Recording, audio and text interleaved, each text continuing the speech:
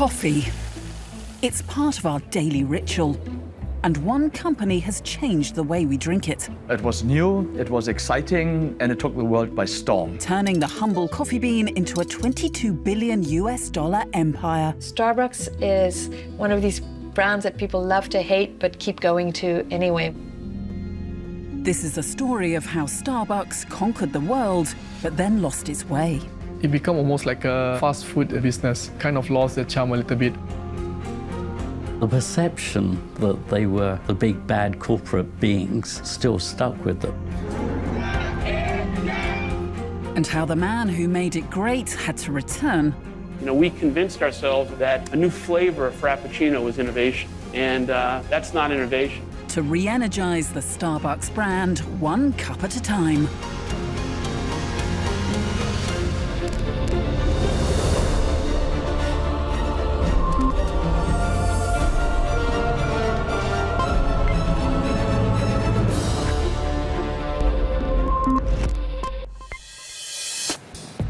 In today's world, seemingly no one can live without their extra shot skinny caramel latte. If I go to Starbucks, I would order a Frappuccino. I always go for an organic fair trade coffee. It's actually not coffee, it's the green tea latte from Starbucks. It's actually the one I'm holding right now.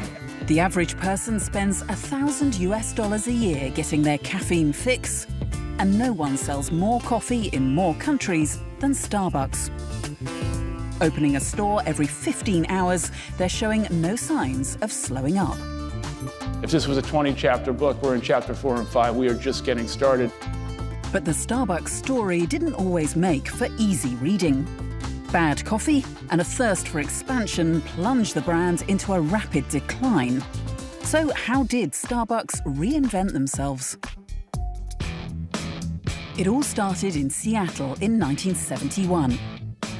The city, renowned for its relaxed atmosphere and hippie culture, was about to give birth to a company that would shake up the coffee industry as we knew it. When they began, it was this coffee roasting shop.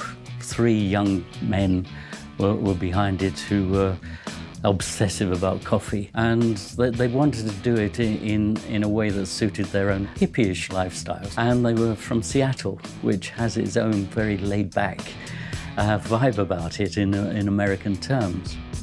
These 3 hipsters, Gordon Bowker, Zev Siegel and Jerry Baldwin, named their company after a character from Moby Dick, first mate Starbuck. And a twin-tailed mermaid became the image of their company. But their real prize catch was the appointment of Howard Schultz as Director of Marketing in 1982. John Simmons interviewed Schultz for his book on Starbucks. Howard comes from a pretty ordinary family. He was the first person in his family who would have any form of higher education. And he was doing pretty well from his family's point of view when he came to take this extraordinary risk by going into this unknown company. But he was determined to do it. He was determined it was the right thing. And I think that is an important element in his character. At only 29 years old, Schultz had big ambitions for the company, even if he didn't always see eye to eye with the founders. It was really a coffee retail place. They sold coffee, tea, and spices.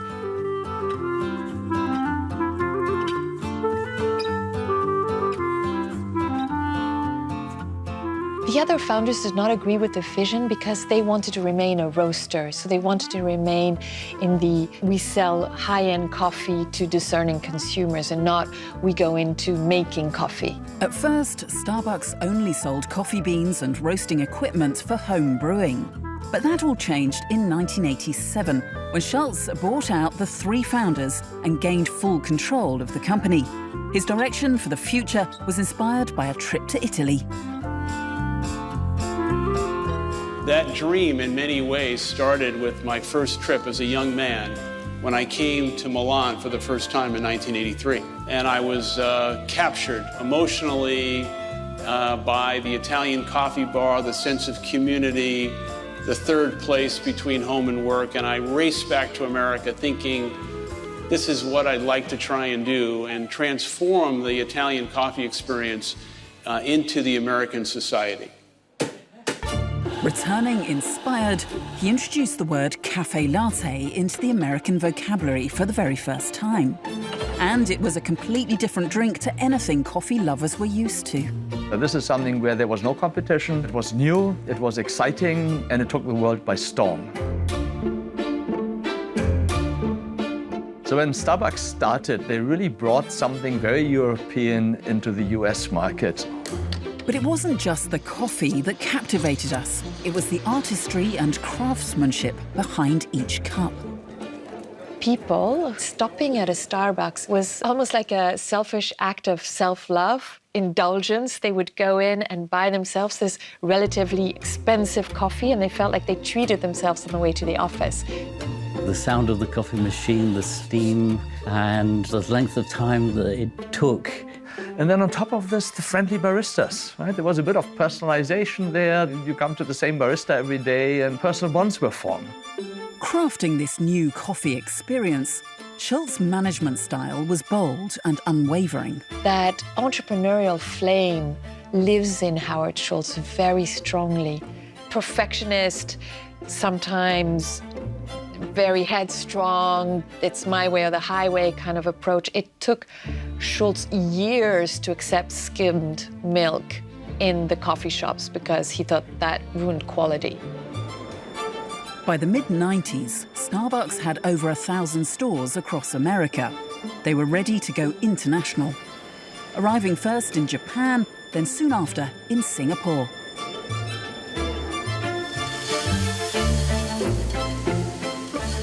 Suhaimi Sukiman now runs his own independent roastery, but his love for coffee all started when a new company came to town. I came across this hiring ad that says that we are hiring. Logo is in green. We walk in, fill up the application form, and the next thing you know, we got a job. The company is Starbucks.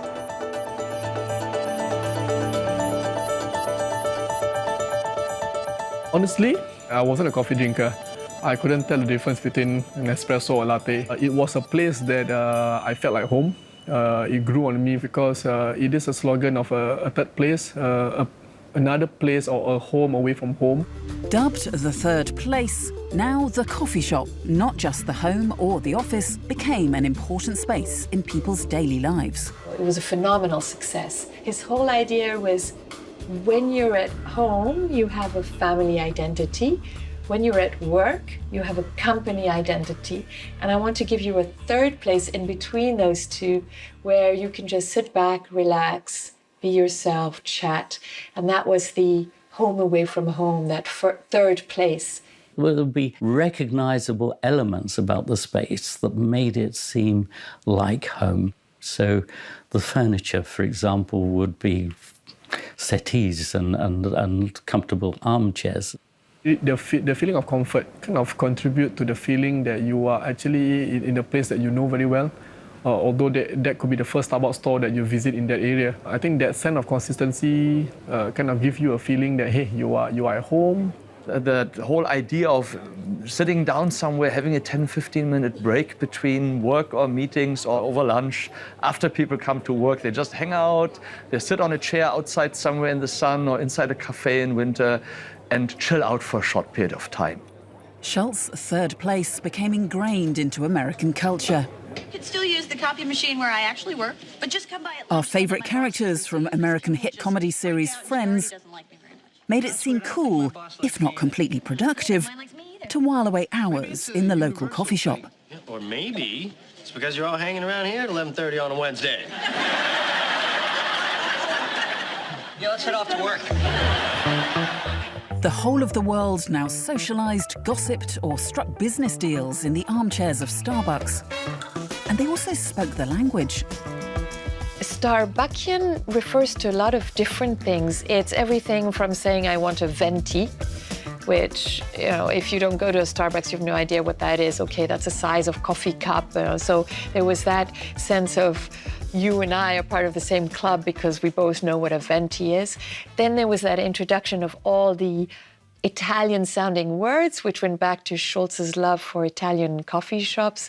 So the cappuccino, even the Americano, the latte, and so on, all these words that we now refer to as if they were completely natural in our coffee terminology, create a vocabulary that brought people together, was a brilliant move. Starbucks was more than a business. It was a new place. It was a lifestyle. It was a language. Parodied affectionately in hit movies like Zoolander. Know what could really help you sort through these important issues? What? Orange mocha frappuccino! And all this boiled down to one thing: sky-high profits. On the average $3 small latte, the company is making about 50 cents profit for every cup they sell. But size matters. The real money lies in the supersized drinks. A large latte with extra toppings. The cost of the raw materials, packaging, store overheads and taxes have increased slightly. With the price tag soaring to an average of $4.30, their profit margin has almost tripled to around $1.40 per cup. What is branding all about? It is being able to sell a coffee for a couple of dollars rather than for 50 cents. You've convinced people that it's worth paying that extra because you're paying for more than just simply the product. In 2000, Schultz announced record sales of over $2 billion. But the company would have to enter the new millennium without their visionary at the helm. Later that year, Schultz decided to step down as CEO and take a more hands-off position in the boardroom. In his book, he stated that after 14 years of growing the company as CEO, his heart was no longer in it and he needed a new challenge. He'd left the company in a strong financial position, but under the new management, Starbucks' strategy would change drastically. They'd made a number of appointments that were not the right kinds of people. People who were too much driven by the finance rather than really having a deep understanding of the culture of the brand. Over the next decade, Starbucks embarked on a relentless quest for expansion, stretching their brand so thin it was at breaking point. After Howard Schultz, the key drive was growth. Growth in stores, growth in sales, growth in earnings. And I think the original culture was a little bit secondary during that growth phase. You couldn't move from a few hundred shops to a few thousand shops to over 20,000 shops without losing something. And this is what many critics criticized. You lost your soul in this journey.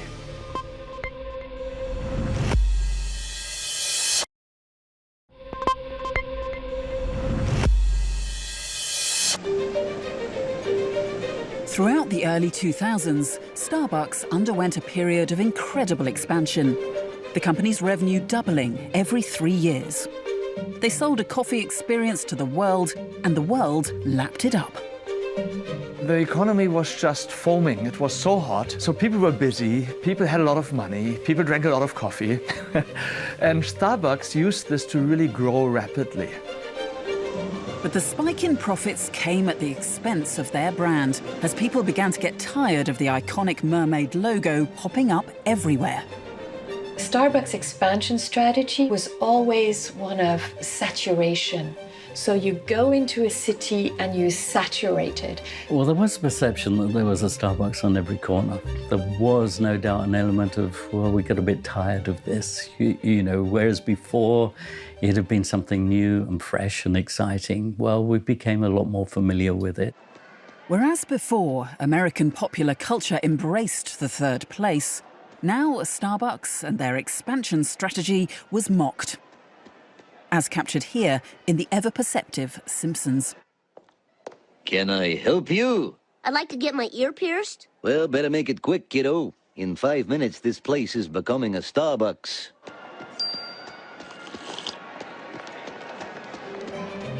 Expansion was too fast. It was too focused on driving sales, on growing fast, and not somehow on the original value proposition. So the original value proposition, very often you sit in that bar and have a cup of coffee. But of course, real estate is expensive. I make a lot more money if you buy and take away. So if you push too much on takeaway, again, what's left of the Starbucks experience? The management had sacrificed the Starbucks experience in favour of increased sales and expansion. People didn't feel special going to a Starbucks anymore. The saturation, increasing competition, loss of the touch with the consumer, automated machines, which kind of made it feel less special as well. The baristas on the shop floor were now ordered to prioritise speed of service. And to help them churn out more cappuccinos, Starbucks ditched the traditional coffee machine and went fully automatic. Thank you, have a nice day. When I first got started with Starbucks in 1998, we were all using a semi-automatic machine. This actually requires a barista to be technically trained. Just before I left the business in 2007, Starbucks moved on to fully automatic machines where coffee is actually extracted by a touch of a button. And I think that kind of killed the romance a little bit about the art of how coffee is made. It became almost like a fast food business. And I personally feel like it kind of lost the charm a little bit. All over Asia, Starbucks profits started to stagnate. In Japan, their largest market outside the USA, the company's stock price slumped by over 50% as consumers started turning away from the brand. And after all, they had far better quality options available to them. Although famed for its tea, Japan has one of the richest coffee traditions in Asia. Kissaten coffee shops, like this one in Tokyo, still practice century-old techniques. すべてうちはハンドドリップですね。マシンは使わないで。 Terazuma Kazuya is the resident coffee master. He's at one with the coffee bean. And he offers his customers a unique experience. 長く30年間やってるんですけど、30年間一度も30年ぐらい通ってる方がいらっしゃるんですけど、ほとんどこう間違いしたことないって被ったことがないっていうカップが。While Starbucks focused on speed and market dominance, Japanese coffee lovers were favouring the traditional brew. あんまりゆっくりするイメージはなくて、持ち帰りで飲むか、ちょっとだけ時間ある時に行ってバーって飲んで。これはね、当店のオリジナルブレンドです。ブラジル、ガテマラをベースにして、今はタンザニア、ジャマイカ、どんないい豆でも負の部分、悪い味の部分っていうのを持っていて、美味しい部分だけをこう拾って抽出してあげようという。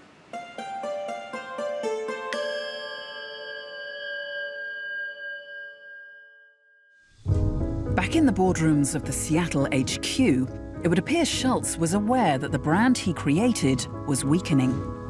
In 2007, a memo to senior management was leaked, where Schultz warned against further growth. This memo he wrote wasn't meant for the public. It wasn't meant for the whole of Starbucks. It was meant for the current leadership to rethink their strategy and think again, shouldn't we really slow down and consolidate rather than continue and grow? But Starbucks management seemingly didn't heed Schultz's warnings. Instead of consolidating their business, they continued to expand their product offerings. As Starbucks went more into food and also CDs, and it sponsored 2 movies and all of that, it was losing touch with the reasons why people came to Starbucks. We were all asked to put on badges, encouraging people to make their own drink. And of course, it was painful for the barista, it was painful for those who were taking the order.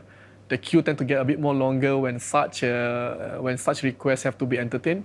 If you add in additional flavors, additional machinery, additional products, things that work perfectly fine suddenly don't work anymore. Staff will not perform as much as well as before. They will not be as fast as before. They will not be as knowledgeable as before. All over the world, the Starbucks empire seemed to have become unwieldy, none more so than the lucrative Chinese market. Here, the American company had recorded losses for 9 consecutive years as they struggled to entice a nation of tea drinkers to buy coffee instead. But it was one particular branch in Beijing's revered Forbidden City that would give the company a PR headache. You have a tourist destination, large numbers of people going through every single day. On the surface, this looks like a potentially profitable place to place a Starbucks. Despite the coffee house being open for 7 years, the public perceived the Starbucks brand as an icon of Western globalization imposing itself onto Chinese cultural heritage.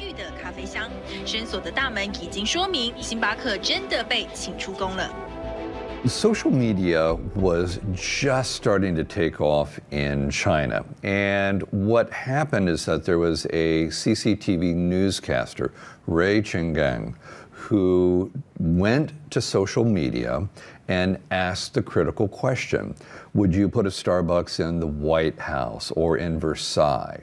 Obvious answer is no, we would not do that. This became a firestorm very, very quickly.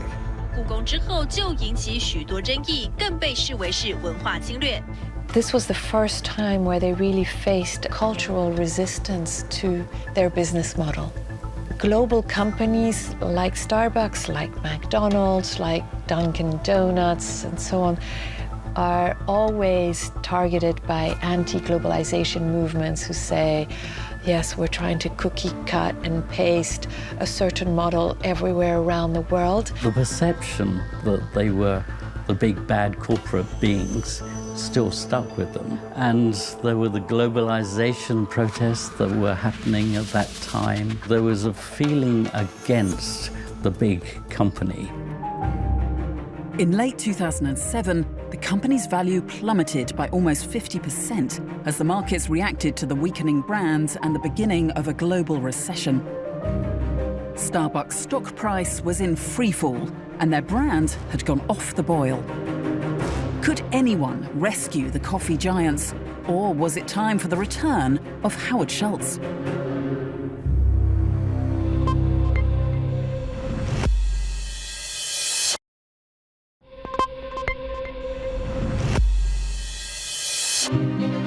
By 2008, the world's biggest coffee company was in disarray. The management seemed to have confused growth with success, expanding at the expense of the company's core values. Howard Schultz, the man who had built the brand, was enjoying life away from Starbucks, buying the Seattle Supersonics basketball team. But with his beloved Starbucks on the brink of crisis, the temptation to return was too strong. And I came back on January 7th as CEO of Starbucks because of a word that's not used in business, and it's love. I love this company. I love the people. I feel that we were drifting a little bit towards mediocrity and kind of losing our voice, and I needed to come back. And I came back because I didn't want to be a critic from the sidelines. If I was going to be critical and concerned, I had to get back in the game. I think he was asked to come back as CEO in 2008, and there was a sense of responsibility. It was his child. Starbucks was his dream. Howard's presence when he returned to the CEO role simply reinvigorated the company, because you have the original person, you have the person who created the vision, the person who's so good at preaching the Starbucks story and building relationships and getting buy-in. People have confidence in Howard Schultz. He was the first to confess we went from an entrepreneurial, creative, innovative culture to a mediocre, bureaucratic culture. Howard Schultz's return had galvanized a global workforce of over 175,000 employees. But his first real move was to freshen up the company's senior management that had grown complacent. That as companies get big and successful, and this happened to a degree at Starbucks, people get entitled. And success is not an entitlement. You have to earn it. You have to earn it every day, especially in the retail business. And we got to a point, I believe, in the culture and values of our company where we just believe we're Starbucks. We've had 15, 16 years of public life that has been fairly charmed, and this thing's just going to continue because it always has. Well, that's not the case. 彼のプレゼンテーションを聞くと見るとね、聞くっていうかね、目の前で見るとね、本当にね、人を魅了する魔法みたいな感じありますね。その話し方であったり、話す内容であったりね。Matsuo Iwata was personally appointed by Schultz as the new CEO of Starbucks Japan after a rather rigorous selection process.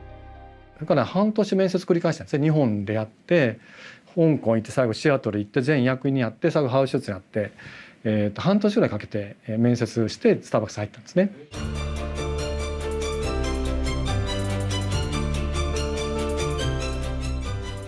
もう一回スターバックスのコーヒーの原点、スターバックスのハードシューツが初めてスターバックスのコーヒーを飲んだ時にね、あの感動をもう一回取り戻してもらおうと思ってコーヒーの原点に戻ろうとした。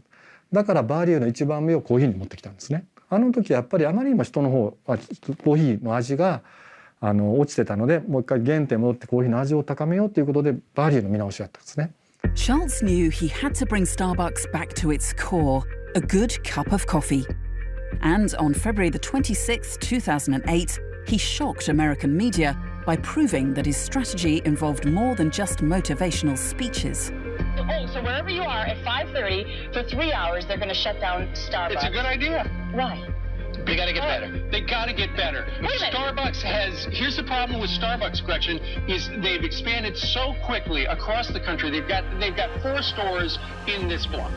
Baristas in over 7,000 stores across the USA were told to switch off the automatic machine and were retaught the lost art of brewing coffee. The guy who's running the company now says we've got to retrain everybody. So they're going to bring everybody back in today at 5:30 and say, okay, now this is how we make the double espresso mocha latte, okay? I suspect there was a lot of cynicism about it. It was a dangerous move because it would no doubt lead to a lot of ribaldry. And there was a big danger that Starbucks would just become the laughing stock. Thing is, will it affect my pumpkin spice latte? Because I got it on Halloween and I never let it go. So this is all lost sales and lost contributions. It's incredibly expensive. Making such an expensive statement signals urgency to everyone. So everyone says, wow, we are so serious about it. The stunt cost Starbucks an estimated $6 million in lost sales.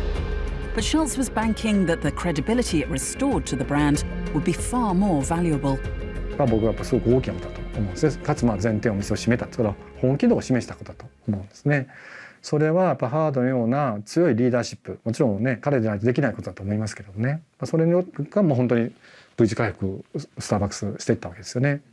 I think in the end, what it did was establish that we are serious about this, that we are committed to the quality of the coffee, to the standards that our people will enact with our customers, and that we're not prepared to put up with a service that is anything below the standard that we've set as the benchmark for Starbucks.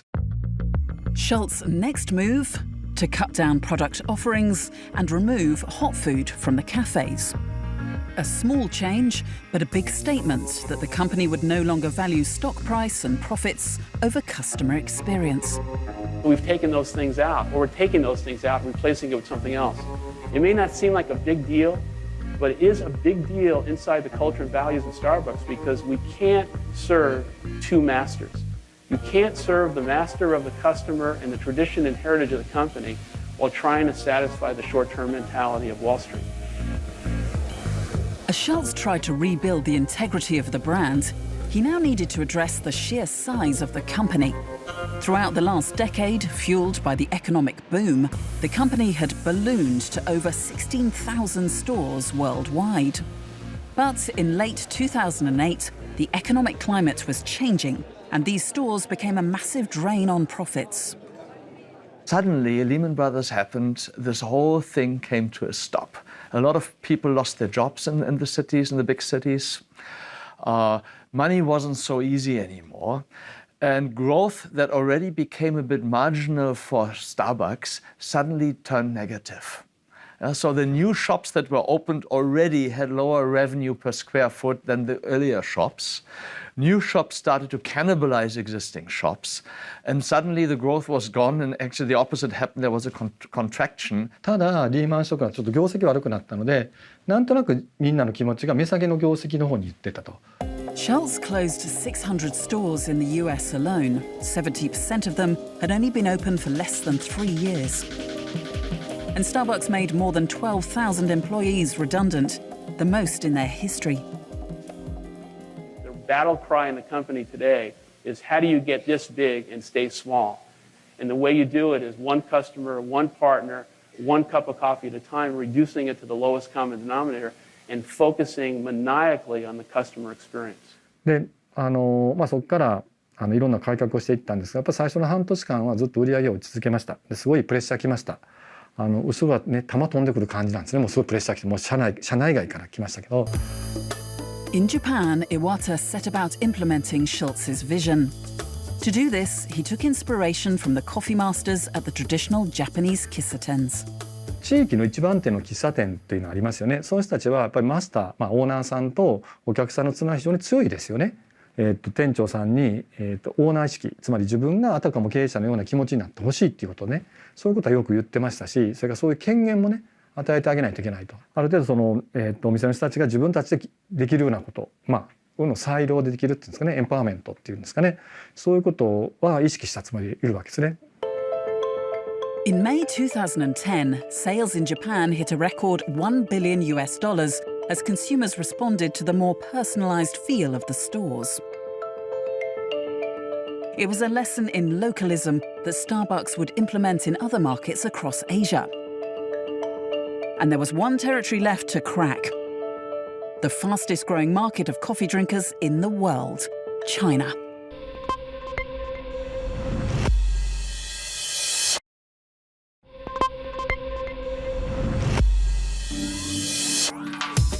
The return of Starbucks visionary Howard Schultz had stabilized the brand, but to grow further, he eyed success in one particular market.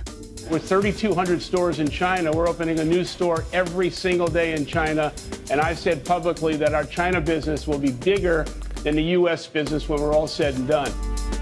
Chinese coffee consumption is growing by 15% every year. But for the last decade, Starbucks had been unable to translate this into hard profits. The PR disaster at the Forbidden City may have left Starbucks with a bitter taste in their mouths. And now, to succeed, they would have to employ a more culturally sensitive approach. For a short period, Starbucks symbolized within China a foreign company that did not understand the culture, did not appreciate what the culture values, and they had to go about reshaping that. And they've done that very, very well by working with communities, by working with parents, by being a great employer, by partnering with Alibaba and creating the kinds of experiences that are valued. In May 2018, in an extravagant ceremony, Starbucks announced a high-profile deal with Jack Ma's Alibaba. Alibaba would operate a mobile e-payment system and delivery service exclusively for Starbucks coffee. It was a partnership in line with Starbucks' strategy to engage and adapt to local needs. They would get the community involved in the design and the delivery of the Starbucks experience. Why guess when you can just go ask people directly, if you came here for coffee, what kind of experience would you like? Starbucks showed how serious they were about long-term success in China by opening a 30,000 square foot roastery in Shanghai, the first of its kind outside of the company's Seattle home. All this an attempt to convert more Chinese consumers into premium coffee lovers and to stay ahead of strong local competitors. Starbucks is large. Now, we have to put this into perspective. Starbucks has approximately 5,000 stores in China right now, and a new store is reportedly being opened every 15 hours in China. That's amazing. But if we put it into perspective, they are still the #2 player for coffee in China, and tea consumption still holds well over 50% of the market. Asia is a very different marketplace. If you go into Manila, you go into Bangkok and any of these cities, a Starbucks costs you serious money for the average middle-class consumer. So a Starbucks visit is a bit more seen as a luxury in those markets. So it's much harder for Starbucks to really capture the mass market. Starbucks was forced to backtrack on their 2018 projections, now predicting flat to slightly negative growth in China. Competition in the Asian coffee industry has never been stronger, and the current leaders, Starbucks, are coming under pressure at both ends of the market. We shouldn't forget that Starbucks is facing increasing competition. The markets are increasingly saturated.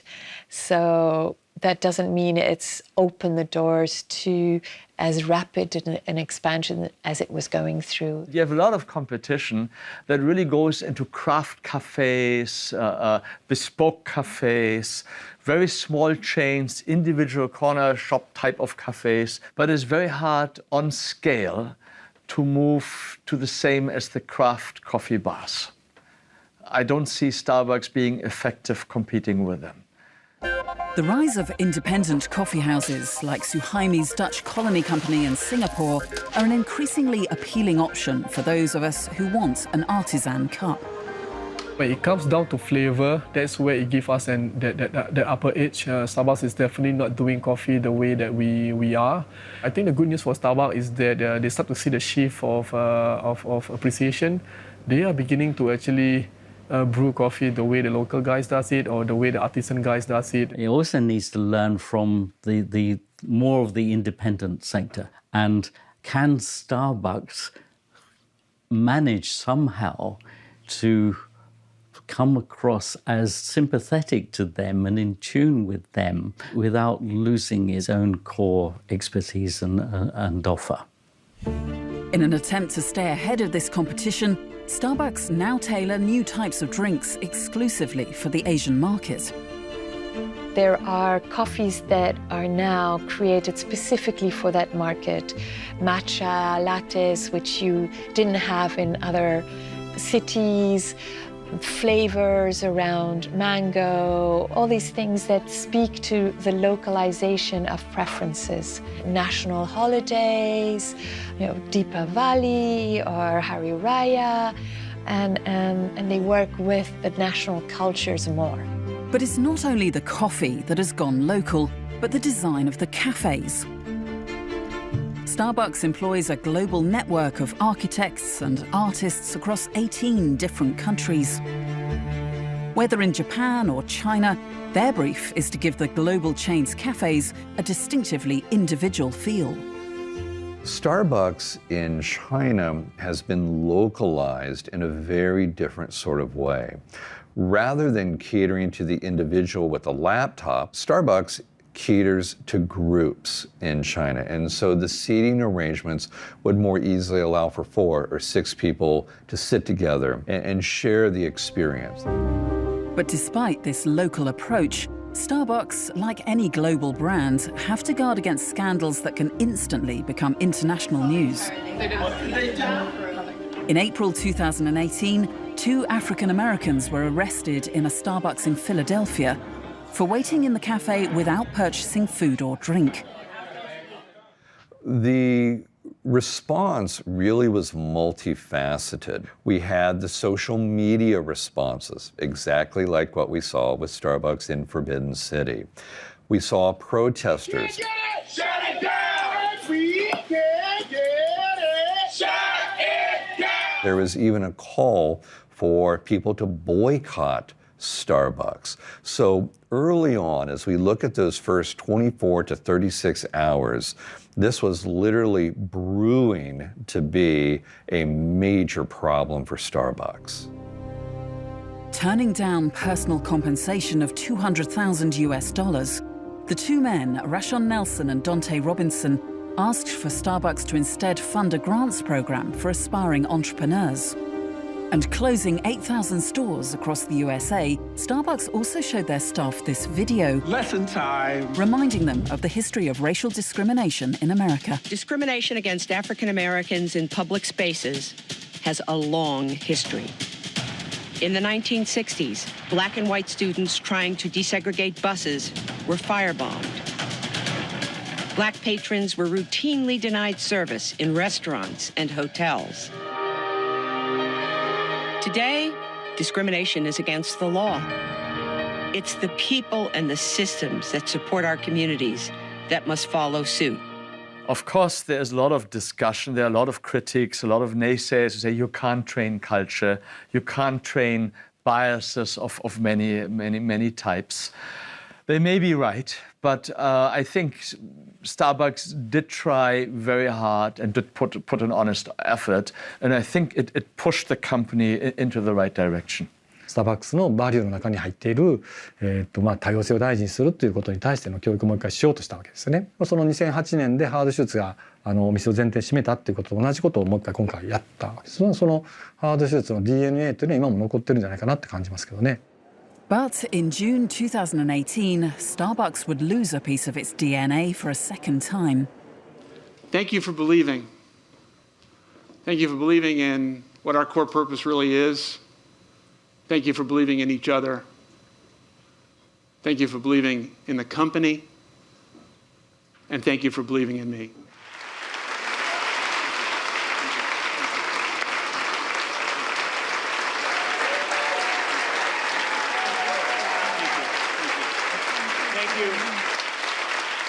In an emotional farewell ceremony, Schultz announced he would retire as CEO. It'd be very difficult for me to imagine Starbucks having the same success with a traditional, top-down, authoritarian leader. It would be a very different story if Howard Schultz had that kind of a personality. Despite the uncertainty caused by Schultz's resignation, the new CEO, Kevin Johnson, announced a record revenue of $6.3 billion in April 2018. Under his leadership, Johnson aims to increase the number of Starbucks stores worldwide by 40% to 37,000.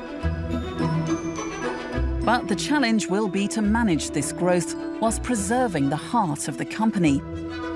Or, as Howard Schultz puts it, how do you get this big and stay small? Businesses go out of business. It's part of the natural cycle of things. Starbucks isn't immune from that. What it needs to do is what every surviving brand needs to do. It needs to remain true to its core principles and to the essence of its brand for as long as that is still succeeding.